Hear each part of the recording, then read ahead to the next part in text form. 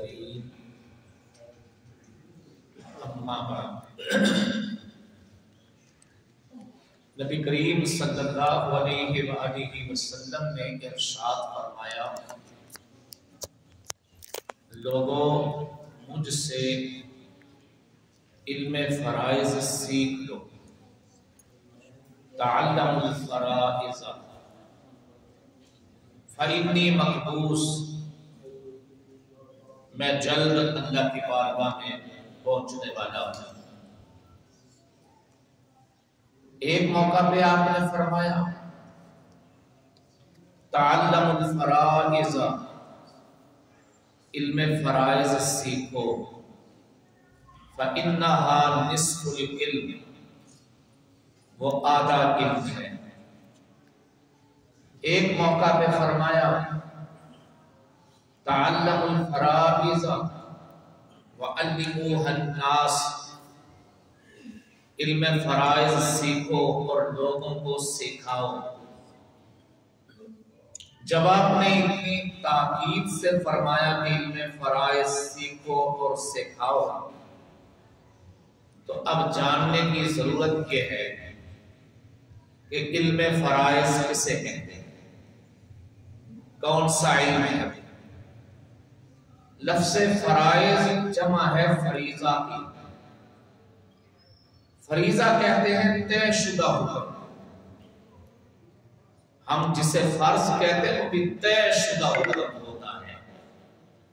مراد اس سے علم میراث ہے، وراثت کے احکام و مسائل ہیں۔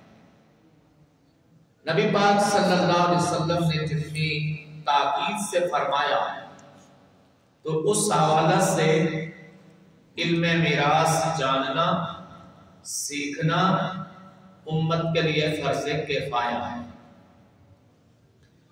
5 اہم ترین علم میراث کے عنوان ہیں۔ سب سے پہلا عنوان یہ کہ مال وراثت کا اطلاق کس مال پہ ہوگا، کس قسم کے مال کو ہم مال وراثت میں شامل کر سکتے ہیں۔ دوسرا عنوان اس کا وراثت کی تقسیم کا وراثت کیا ہے، کون کون سے مراحل ہیں جو پورے کرنے کے بعد مال وراثت تقسیم کیا جاتا ہے۔ تیسرا عنوان اس کا یہ ہے وہ کون کون سے میت کے ورثاء ہیں جو وراثت کا حق رکھتے ہیں اور ان کا حق کتنا کتنا ہوا۔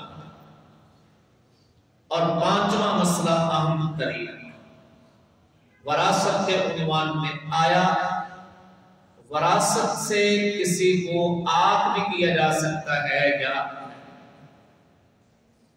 اور 5واں عنوان کہ آیا کسی کو وراثت میں شامل بھی کیا جا سکتا ہے کہ نہیں، جو وارث ہے نہیں اسے شامل کیا جا سکتا ہے کہ نہیں۔ اختصار کے ساتھ میں تھوڑا تھوڑا تعارف کراتا ہوں۔ سب سے پہلا عنوان مال وراثت کا اطلاق کس مال پہ ہوتا ہے۔ انسان اپنی زندگی میں بوقت وفات جس شے پر حق کے ملکیت رکھتا ہے، جو چیز اس کی ملکیت کے دائرہ میں ہے، وہ نقد کرنسی کی شکل میں ہو، وہ زیورات کی شکل میں ہو، وہ مکان کی شکل میں ہو، جائیداد کی شکل میں ہو، دکان ہے تو دکان میں خام مال موجود مال اس کی شکل میں ہو، حتیٰ کہ زیر استعمال اشیاء ان کی شکل میں ہو، گاڑی کی شکل میں ہو، حتیٰ کہ لباس تک جو لباس پہنا ہوا ہے، پاؤں کے جوتے اور یہ کلائی پہ لگی ہوئی واچ گھڑی، اگر خاتون ہے تو پہنے ہوئے زیورات، کانوں کے کانٹے، یہ ساری چیزیں مال وراثت ہیں۔ جس جس شے پر اس کا حق ملکیت تھا وہ چیزیں اس کی مال وراثت ہیں۔ اب ان کو وفات کے بعد اپنی خواہشات کی بنیاد پہ ہم استعمال میں نہیں لا سکتے۔ بعض اوقات یوں ہوتا ہے کہ خاتون فوت ہوئی، کوئی بچی آ کے کہتی ہے امی کی یہ چیز تو میں نے نشانی رکھی ہے، وہ امی کے کوئی نہ کوئی چیز، بیٹا کہتا ہے ابا جی کی یہ شے میں نے نشانی رکھی ہے۔ اس طرح نشانیاں رکھنے کا جواز نہیں ہے جب تک کہ وہ وراثت میں تقسیم کے اندر نہ آئے۔ اس قدر تاکیدی حکم ہے کہ مجموعی طور پہ اگر فوت ہونے والے کے ورثاء میں کچھ نابالغ بچے ہیں تو پھر اس میں سے خیرات کرنے کا بھی اختیار ہے، صدقہ کرنے کا بھی اختیار ہے، اللہ کے راستے میں دینے کا بھی اختیار ہے، مسجد میں دینے کا بھی اختیار نہیں، کیونکہ اب وہ فوت ہونے والے کا مال نہیں بلکہ اس پر بہت سارے احکام وابستہ ہو چکے ہیں، تو اسے کہتے ہیں مال وراثت۔ یہاں سے دو تین باتیں سمجھ میں آئیں۔ ایک تو یہ جو چیز مانگے کی اس کے پاس تھی اپنی نہیں، وہ بھی وراثت میں نہیں، جو چیز کرائے کی اس کے پاس تھی وہ بھی وراثت میں نہیں، ایسے ہی جو چیز ادھاری دی ہوئی تھی وہ بھی اس کے پاس وراثت کی نہیں شمار ہوگا۔ اب یہ وراثت تقسیم کیسے ہوگی؟ مال وراثت تقسیم کرنے سے پہلے تین چیزوں کی تسلی کرنا انتہائی ضروری ہے۔ اس سے پہلے تقسیم کے عمل میں شامل ہونا ناجائز اور ممنوع، شریعت کی طرف سے پابندی۔ ایک لفظ آپ نے سنا ہوگا جی فلاں پراپرٹی میں سٹے آ جائے، سٹے یعنی عدالت کی طرف سے اگر بندش کا آرڈر آ جائے تو کیا خیال ہے وہ پراپرٹی سیل ہو سکتی ہے؟ جی نہیں۔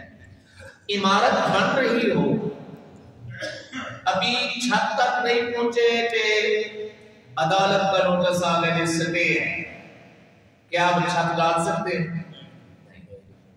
جب تک کہ ان وجوہات کو دور نہ کر دیں جس وجہ سے رکاوٹ ہے، عدالت کو مطمئن نہ کر دیں تو ہم اس میں تصرف نہیں کرتے۔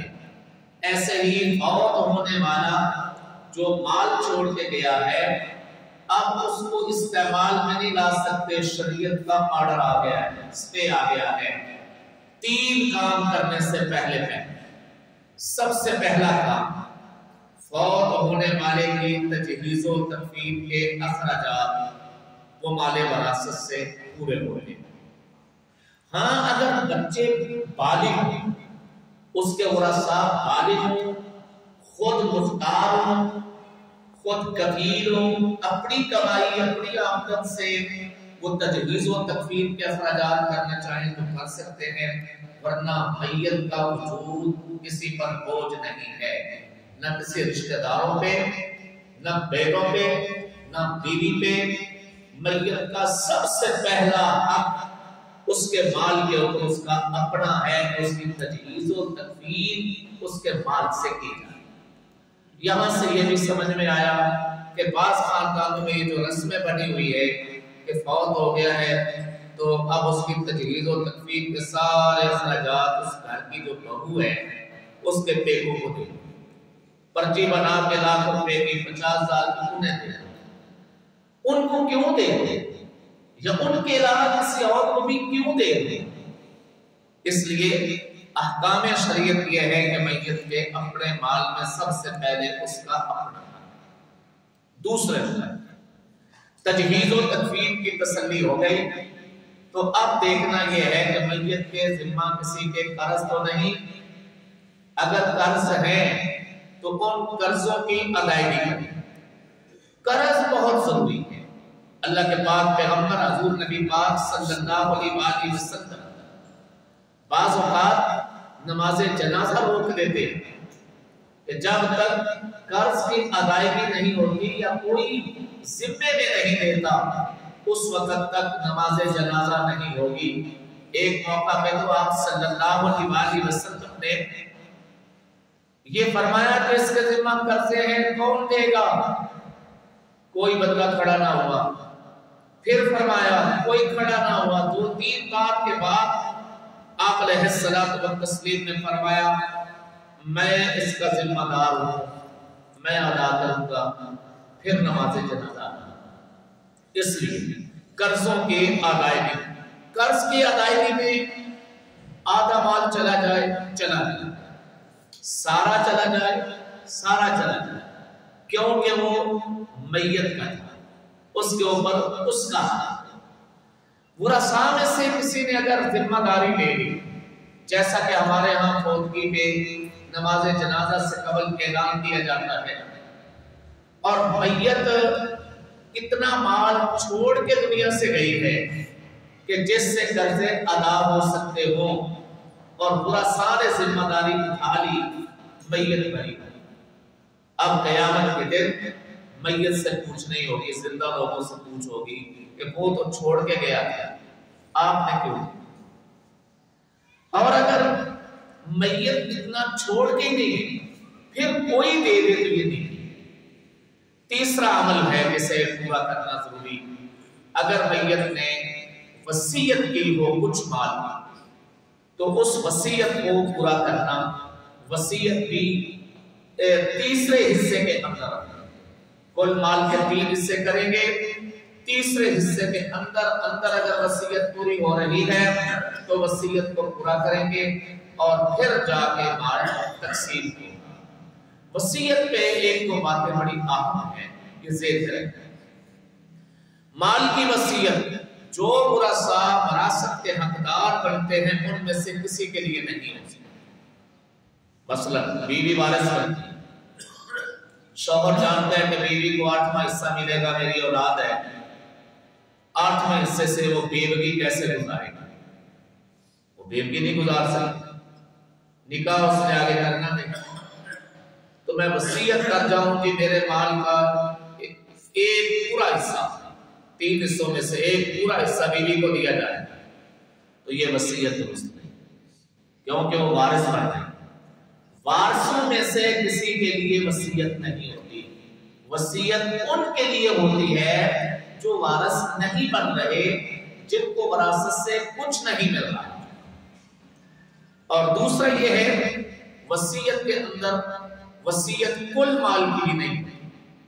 کوئی بندہ کہے کہ میں کسی کو کوئی وارث نہیں بنانا چاہتا, لہذا میرا سارا مال مسجد کو دے دیا, سارا مدرسے کو دے دیا جائے, اس نے کل مال کی وصیت کر دی, تو یہ اصل شریعت نافذ العمل نہیں ہوگی.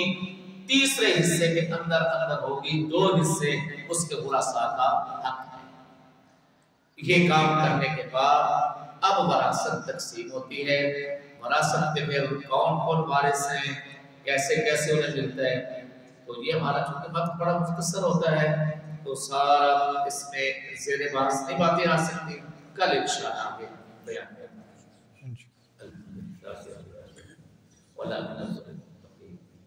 اللهم صل على سيدنا محمد وعلى آل سيدنا محمد. استغفر الله ربي من كل ذنب اللهم اصلح لنا شأننا كله ولا تكلنا إلى أنفسنا. ربنا لا تزغ قلوبنا بعد إذ هديتنا وهب لنا من لدنك رحمة إنك أنت الوهاب. صلى الله على خلقه محمد. حضرت ایک سوال ہے جی کیا یہ اپنی جائیداد کو کوئی شخص ساری کو کہیں خرچ نہیں کر سکتا؟ جی ایک اپنی زندگی میں جی وصیت تو بعد میں مرنے کے بعد اس کی بنے گی نا, جی جیتے جی تو اپنی جائیداد کو جی خرچ کر سکتے ہیں. جیتے جی وہ اپنی جائیداد کو جہاں چاہے جتنا چاہے خرچ کر سکتے ہیں.